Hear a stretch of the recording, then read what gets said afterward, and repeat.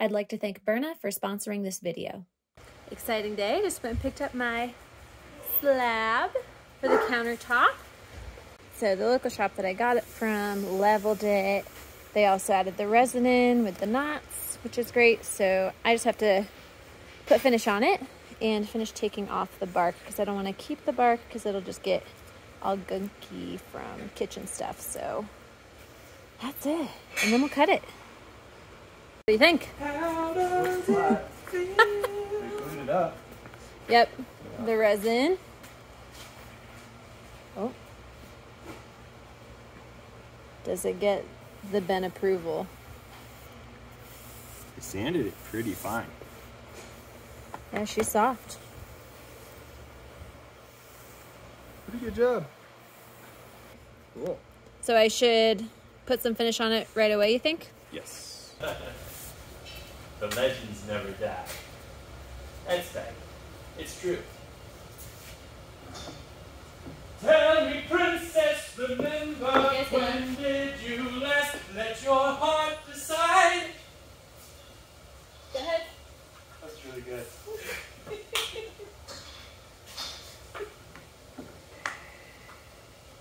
You're not going to continue? When did you last let your heart decide? You laugh at my stir stick? No. Best stir stick I ever saw. It's a good one. I think that's just for you. Perfect. Just with the grain. With the grain, I would use this and like okay. kind of scrub it Okay. as you go. And then once you've done all that, use this and just scrub it real light. Don't push hard. Okay. Last week, my fate was up in the air. My lease was up November 1st, and my tiny house on wheels was not going to be finished by that deadline. The rental market here in Denver is highly competitive, and frankly, it was beginning to look like I might have no choice but to leave Denver before the bus was ready and before I was ready. But with a sigh of relief, circumstances have changed and I was able to extend my lease until January, which means I should have time to finish this bus and get the most out of my time in Denver. You know those moments in life that you reflect back on and think, wow, I had no idea what was in store. This chapter feels like it could be one of those moments. It feels like these are special days. I'm not sure why, but it's just a feeling. And I can feel myself changing. With a newfound gratitude for my extended time here and being mindful to soak up every moment I can. Denver has humbled me in the sense it has reminded me of my role as a student. I have so much to learn about building a house, about the city, about the people around me, about myself. I know the lessons I learn will influence where I end up after this chapter closes. And I can't wait to see what becomes of me.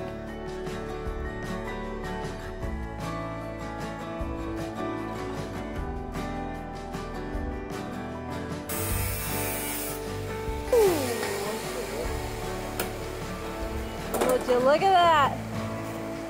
Wow! And there she is. All right, Ty's just about ready. Finished with the propane. Finished with the propane. Pretty much. Hello, Ria. Accessories.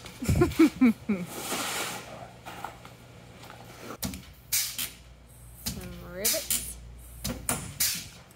By the way, YouTube, this was not me. The bus came like this with this dent. Ty's just hiding it for me. I'm gonna hide it. He's supervising. Yeah. Yeah, you're doing good. Okay, Charlie. That layout change. Yeah, tell him what it was before, because I don't think we So did. before, it all started because we didn't like the toilet position. It was Yes. going to be like here. Right, Here. so first of all, this was going to be a wall. Bed on this side. Yeah, bed on this, raised bed on this side. Yep. This is a wall, and the bathroom was going to be this like long, deep corridor, and you know, your toilet would be here, and then the shower was actually here, and there was a wardrobe here. Yeah. And this situation just was not good. We weren't liking it. No. Felt really tight. Couldn't Yeah. sit down properly. You had to scoot around it. Yeah, so we decided to put the toilet against the back wall, about there, Right. and move the shower from the back of the bathroom to basically the beginning front of the bathroom. Yes. What that means though is, you know, your floor to ceiling wardrobe reaching into the bottom here is a good way to fall in, because it was just going to be a really deep chasm, basically. Yeah. So what we're going to do is we're going to have the bottom of the wardrobe be at the same height as the bed platform. Yep. And this steel pole is going to be supported by another piece of steel running across, and then we'll cut it out here so that in the back of your bus it'll be full width storage for the first, I don't know, maybe 20 inches or so on this side. Right, so I'll open up the door and this wall will be storage and this will be storage. Yeah, there won't be a wall here. Right, so the wall will be now behind the Yeah. toilet. But the top half will be wardrobe still, which will be pretty big. Exactly. So much better. Much better. So you're going to be welding the So I'm putting in that across. support piece now. I think that's all for today. And cutting out this. Right. Because we're going to be trying to get spray foam in this in about 3 working days. Ooh.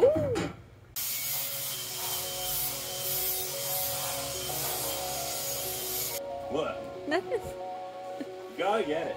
Gotta get it. If you don't get it, then you don't have it. Then I don't got it. You don't have 100% of the things you don't get. That's true.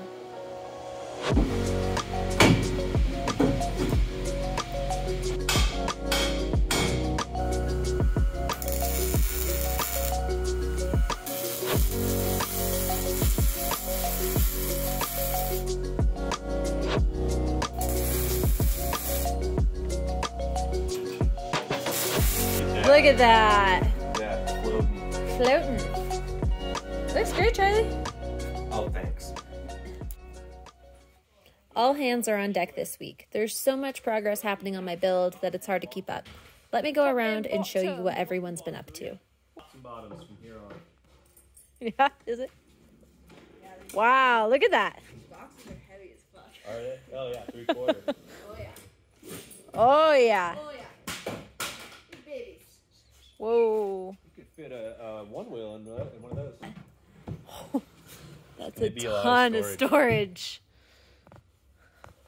Cool. So that box will be on the slide and it can pull out. Or there'll be a lid up top. Hey! All right, Ben, what have you been up to? Because a lot's going on in here. So we're going to be putting in a device that combines the chassis batteries with the house batteries. Okay. So I'm extending these lines so that the battery feeds come all the way back to where our electrical system components will be, so that we'll be able to interconnect the batteries. Perfect. And then we're doing all the outlets. So it looks like you're starting to get started over there. Yeah, most of the blue boxes are already Blue boxes. Oh, yeah. Yeah, for the switch plates. Oh, yeah. We've got exterior outlets. Oh, yeah. They're already popped in. Oh, wow. They're already here. Yeah. Okay, well, Ben's been busy. And you've got your water fill and vent. Oh, man. Power inlet is here. Yeah. So you've been up to some things. We've been up to some things. Yep. Power. Water. It's coming along. Rio's in the doghouse with Charlie. She peed in the shop. You don't talk to dogs that pee in the shop. Rio. We try to keep as much plumbing out of the walls as we can, but in Alyssa's bus, we have to do some in the wall. And so Some. I'm just wrapping up the line. So all the water comes from over here. Where Right. that box is where the tankless water heater is, and it's sitting basically right above the freshwater tank. Right, yep. And We that's saw also that. where the water pump is. Okay. So it's going to come across and pump into these lines. These are just taped here temporarily until it's time to build the walls. Okay. It'll go up. We'll tee off for the shower valve, which will be Oh, yeah. somewhere in this neighborhood. Yep. And then it continues on, loops down, comes around like this. Yep. And then there's just going to be little stub outs like this, where the hot and cold lines will come out of the wall. Oh, yeah. And then those get the shut-off valve, and they will be then connected to the sink. But we never put fittings in the wall. That's the main thing, because fittings are usually where you're going to have a leak. We're just going to block this stuff in place temporarily, and then once the spray foam hits, these lines will be not going anywhere. Perfect. So plumbing took all of... Maybe an hour. Wow. And that's mostly to drill holes. Boop. Are you going? I'm going. Now we are setting all of our boxes. We've got junction boxes for the AC and then also boxes for the DC. Yep. It comes out of the wall, like right here. This is for the stove. Got a few more of these to place, and then we're going to start pulling wire for all the DC circuits. Pulling wire. And the AC circuits. Pulling the wire goes pretty fast. Yeah. It's going to look a lot more chaotic in here in a few hours. It's like a cooking show. We've got all of our ingredients for wiring the bus. We got our 18 gauge, we got our 14 gauge, our 10 gauge, we got our 16 gauge. Love it. My favorite gauges, really. 16 gauge. Is that your favorite, Ben? I'm partial to 14 too. 14 too is nice. Yeah. Pretty solid. Yeah, you can. It's actually stranded. It's very Stranded wire that we use. very versatile. Oh. We use marine wire, which is comprised of a bunch of strands instead of solid pieces of copper, and each strand is tinned, which means that it can't oxidize or corrode, which is the main cause of electrical problems in buses. Oh. I'm gonna get on a soapbox real quick. Go ahead. Because people talk about on the forums and stuff, I'm running all my wire and conduit, I'm running it all in PVC so I can fix things later. In a house, okay? You never do that. You have Romex in the walls, and if you have a problem, it's a bummer, but you almost never have problems. Right. In a bus from the factory, they don't run the wires in anything, and I've never seen a bus have a problem with a wire run in the run. It's always at the ends. It's always at the terminals. And it's almost always because of corrosion that there's an issue. Or they've used a bad connector, like one without heat shrink on it, or a good crimp. So if you're worried about things happening down the road, just run a few extra wires now. Oh. We've tried doing the conduit thing, and it's a pain. We decided we'd never do it again. We did it once. Remember that, Ben? The Smurf tube? Blue Smurf The tube. blue Smurf tube is everywhere. It was horrible, and it didn't bend, and it created more problems than it solved because there were no problems for it to solve. And you wouldn't easily be able to fish anything through it anyway. No, you couldn't pull things through it anyways. So, Oh. because I know people will be like, you should run it all in conduit and this and that. I'll tell you what. You don't need it. You don't need Cause to. problems. Bad grounds. Bad grounds Due to corrosion. due to Watering. corrosion. Yeah, Ah. that's the #1 cause of That's all it. these problems. Yeah. So you fixed that by? Well, we fix that by, we run our grounds. So instead of only running positives everywhere and grounding to the frame, Uh-huh. we run 2 conductors. We run a positive and a ground. So Okay. we always have a good ground there. And then all of our terminals, they're crimped and they're heat shrunk, so moisture can't get into it. And because they're tinned wires, the wires can't corrode. Just use good wire. Just use good wire, yeah. Yeah. No wire nuts. No Don't way. use wire nuts, yeah. You want crimped fittings everywhere, if you can. Got it. Yeah. Tell them like it is. See, what you should do is you should run all that wire in conduit, so in case you have a problem, you can just easily fix it. That's what I'm doing. That's what you should do. Oh, I gotta run that in conduit, dude. Yeah, totally gotta run in conduit. Go to Bluebird and tell them to run all their wire in conduit. They'll laugh you right out of the shop. Right out of the They'll shop. laugh you right out of there. They'll be like, yeah, buddy. Yeah, tell us how it is. Another pro tip from this guy. Another pro tip. So right here we've got, and it honestly really doesn't matter in this case, but we've got AC lines. This is our main AC coming into the breaker box, and then we've got a DC line. And usually, in general, you don't want to run these lines together Oh. because the alternating current can actually induce current in the DC lines, which is kind of an interesting thing. Whoa. And when they do cross, you want to try to cross them perpendicular to each other, which is what's happening here. There it is. So, Pro tip. A little pro tip. I've never seen it matter, but there's people out there on the internet that'll yell at you. Gotta keep the people on the internet happy. I'm doing it for them. It's also so wise to label your wires as you go. Look at that. What do we got? Steve Stove. this wire, That wire goes to Steve. Steve. It's my dad. Hey, Dad. Shout out to you, Dad. Their comment. Oh, Ben wants to hop on a soapbox. Ben, I was just, you might say something about chafe protection. oh yeah.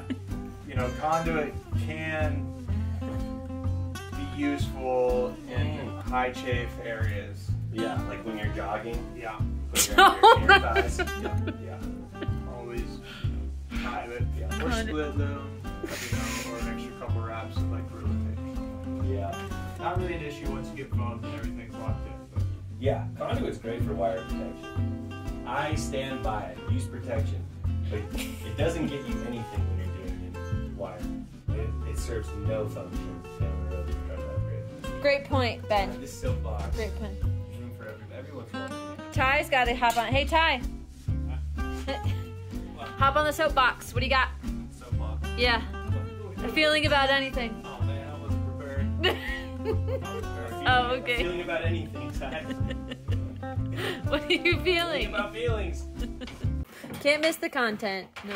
We got Ben on the hood.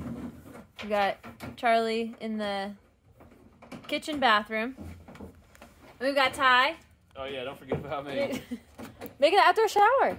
Making an outdoor shower. That's exciting. A horse in the mouth, I think. Like, you can look at a horse in the mouth like a fish out of water. Point is, can't fool me. Yeah. Point is, you can't fool. Can't get fooled. As Ben and Charlie finish up running wire, I begin to prep for spray foam, which is happening tomorrow. I use old screw containers to bunch up and protect my clearance light wires. This way, if I ever need to service them or swap the bulbs, the wires will have slack and won't be completely stuck in the spray foam.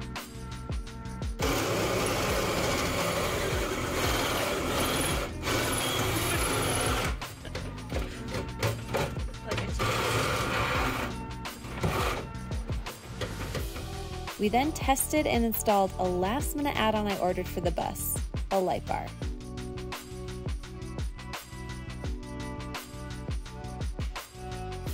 Woo! That's bright. It's really bright.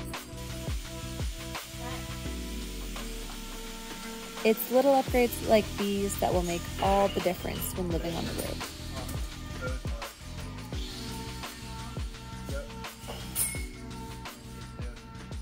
It looks great, Ben. It's gonna be sick.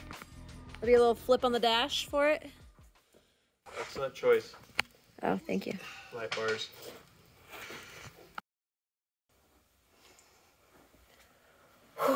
That was quite the day at the shop. But before I wrap up today, I would like to introduce you all to this week's video sponsor, Byrna. And before I jump into this discussion, I would like to preface this with a trigger warning. So I'll be talking about self-defense, and we'll be giving the visual of a non-lethal self-defense product that looks like a firearm. So if this section is not for you, please feel free to skip ahead. I would also like to say that this is not a discussion about firearms. This is showcasing a self-defense product that is a great option for anyone over the age of 18, whether you are a firearms owner or not, whether you live on the road or in a home. One of the most common questions I get as a solo woman living on the road is about protection. And there are so many options out there, and the one that I'm going to share with you today is Byrna. Byrna is a non-lethal self-defense product. It's the ungun. It's meant to look like a gun, perform like a gun, but it is designed to be non-lethal. Byrna HD is powered by CO2 or compressed air, and it shoots 68 caliber round kinetic and chemical irritants that can disable a threat from up to 60 feet away. No permits or background checks are required, and the federal government does not consider this a firearm, so you can safely and responsibly take this across state lines. This is even TSA approved, so you can take this in a checked bag without your CO2 cartridge attached. Byrna is a great alternative to firearms and to pepper spray. Firearms are potentially lethal and can carry life-altering circumstances, let alone the legal ramifications that can come with discharging a firearm, especially if you're not permitted in that state or if you're on federal land, which as a nomad, I often am living on. On the flip side, other personal self-defense products like pepper spray require you to be in such close proximity to a potential threat. Byrna does a really good job at avoiding those potential problems and protecting you in ways that other self-defense products cannot. On their website, Byrna also has plenty of helpful accessories. For example, they have these eco-kinetic projectiles which have no active ingredients. They're eco-friendly, so this is great for practice. They also have this holster, and they also have this military-grade keychain alarm. I'm not going to pull it right now because it's really intense, but this is another great self-defense product that's so easy to carry on my person at all times. If you think Byrna could be a good addition to your self-defense methods, feel free to use the discount code below. Self-defense is such a personal choice, so however you choose to defend yourself, please be knowledgeable, responsible, safe, and confident in whatever you choose. Whew, and with that being said, it has been a long day, so I think I'm gonna get to bed, but I will see you guys at the shop tomorrow for spray foam. It's gonna be a really big day, so I'll see you guys there. Big day today at the shop. Tell them why, Charlie. What'd you say? Said it's a big day, why? Oh, we're spray foaming today. Spray foaming. We're not. Spray foamers are here. Spray foamers are here. We're gonna let them work their magic. They're gonna do this big bus and then my bus. 2 for 1. Twofer. We're gonna turn a corner. It's gonna feel really real once the spray foam's in. It's gonna feel like a whole new bus. Yeah. Now we're just doing tons of masking. Tons. 2 hands are helpful, you know. So I just dropped my phone into this hole. Almost got spray foamed in, but Charlie saved it. Now he's saving the screwdriver I dropped in trying to get it. It's tough when the bus is made out of metal too. Hey, look at you. Saving the day left and right.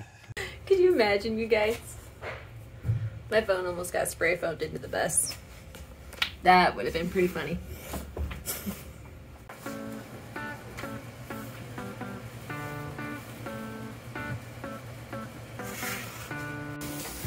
It's happening.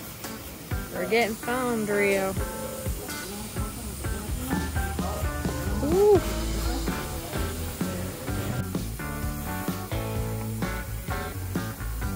You guys won't believe what this looks like in here.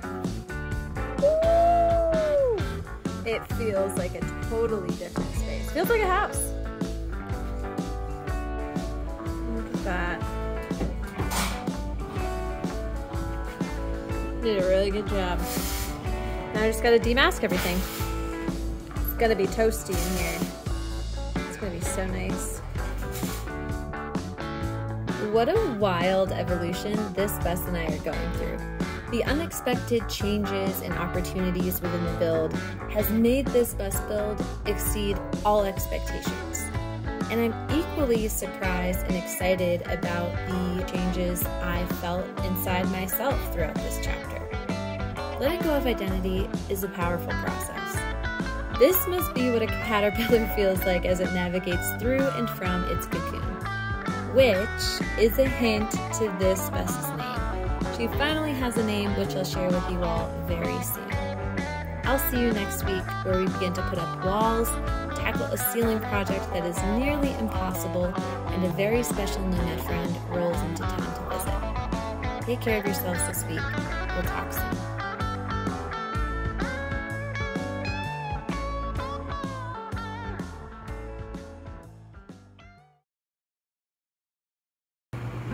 Rio has discovered the microwave.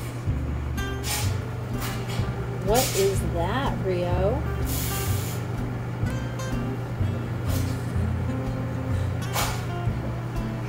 Yeah, it smells good, huh?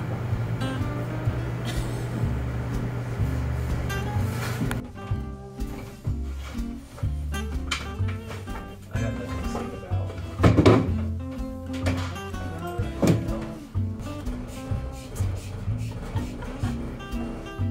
Yeah. What's this one like? Real hate. Club school. Rio hates it. She hates it.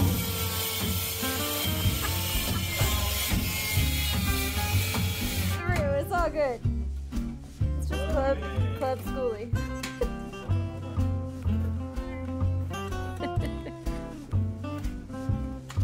Oh. There we go. Oh, that's cool. Whoa.